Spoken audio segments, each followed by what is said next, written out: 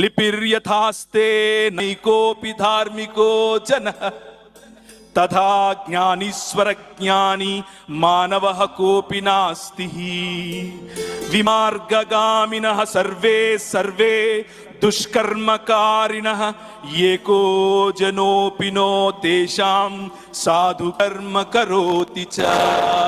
ఒక్కడు కూడా లేడు, ఏ ఒక్కడు లేడు. దేవుని ప్రేమను, దేవుని మహిమను అనుభవించేందుకు ఒక్కడు లేడు. ఆయనిచ్చిన మహిమ ఏంటి? ఆయనిచ్చిన అధికారం ఏమిటి? నువ్వు ఈ లోకమునకు వెలుగు, నువ్వు ఈ భూమికి ఉప్పు, నువ్వు మనిషివి. నువ్వు సృష్టికి లోబడటానికి, సృష్టికి మొక్కటానికి, సృష్టిలో ఒక్కడిగా బ్రతకటానికి నిన్ను నేను చేయలేదు. ఎందుకు చేశాను? నువ్వు నా స్వరూపం, నువ్వు నా పోలిక, నిన్ను నా పోలిక చొప్పున చేసుకున్నాను. కమాన్ రా, నాతో కలిసి బ్రతుకు అని చెప్పాను.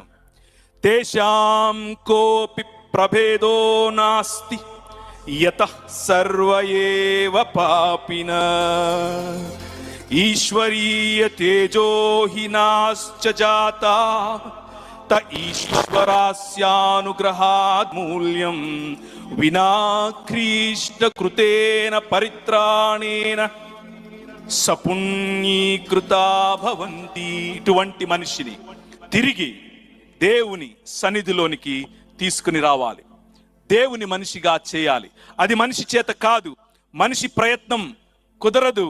తను చేసిన కర్మ తనలను పండి, తను చేసినటువంటి ప్రతి ప్రయత్నం తనను వెనక్కి లాగుతోంది. కానీ ఇటువంటి కర్మ పాపానికి, కానీ ఇటువంటి మనిషి దేవుణ్ణి తిరస్కరించినందుకు ఆయన సంపాదించిన బలహీనతలకు పైనున్నటువంటి ఏ జన్మ, ఏ కర్మ పాపములకు అందనటువంటి ఒక మనిషి రావాలి.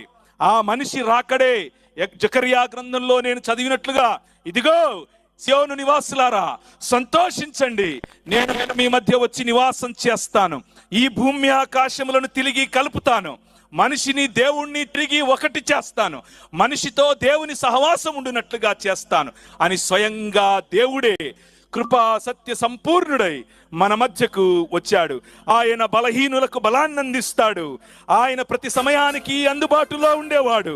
ఆయన శక్తివంతమైన దేవుడు మరియు మార్గదర్శకుడు. ఆయన రోగులను స్వస్థపరుస్తాడు, కుష్టును శుభ్రపరుస్తాడు, అప్పుదారుల నుంచి విముక్తినిస్తాడు, బంధాలలో ఉన్న వారిని విడిపిస్తాడు, దుర్భరులను రక్షిస్తాడు, యువతను ఆశీర్వదిస్తాడు, బీదలకు సేవ చేస్తాడు, వృద్ధులను గౌరవిస్తాడు. నిజమైన మనిషిగా ఈ ప్రపంచానికి వచ్చాడు. నిజమైన మనిషి.